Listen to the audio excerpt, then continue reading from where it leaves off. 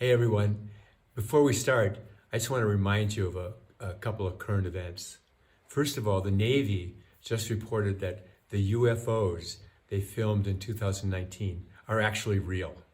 Second, I think this is also important, that we're about to be invaded by cicadas, which is called Brood 10, which is billions and billions of cicadas are about to come out of the ground in the next couple of weeks.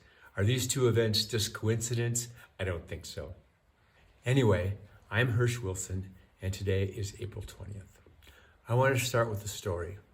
So a few decades ago, we responded to a man-down call, which is a very common call, 911 call, on most fire departments.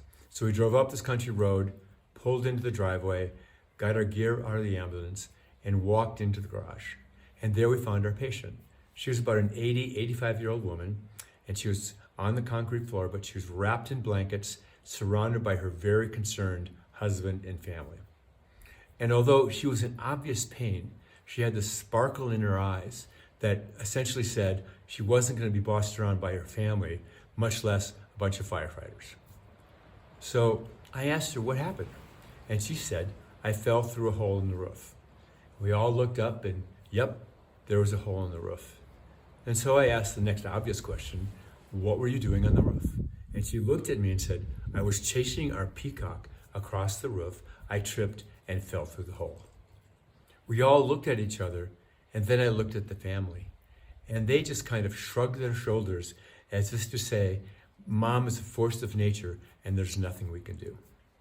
So we got her vitals, packaged her up, and put her on our backboard and started to lift her into the ambulance.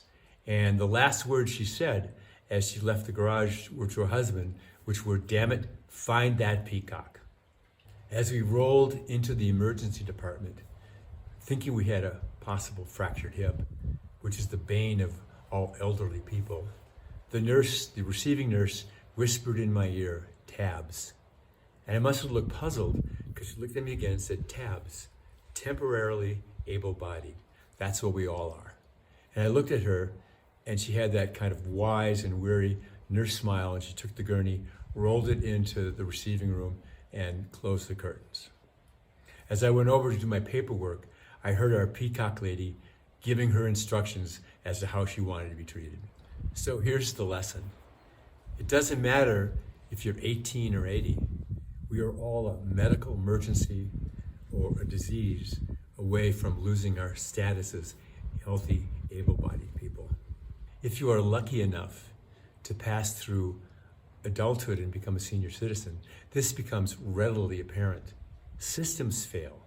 Eyesight, hearing, taste, sex drive, heart, knees, lungs. All those are essentially temporary systems. Human beings were not designed to be permanent. And that's a very, very important lesson. I should add that besides being temporarily able-bodied, we're also temporarily able-minded. That quick, decisive self eventually falls prey to the entropicness of the universe. We end up walking into a room in our 60s or 70s and wondering, why did I come in here? So here's the other lesson. We can think of this as sad and tragic, or we can just understand and accept the fact that this is how life works. It's like knowing that winter is coming and we're going to have to deal with it. In Minnesota, where I grew up, the knowledge that winter was around the corner was in our bones.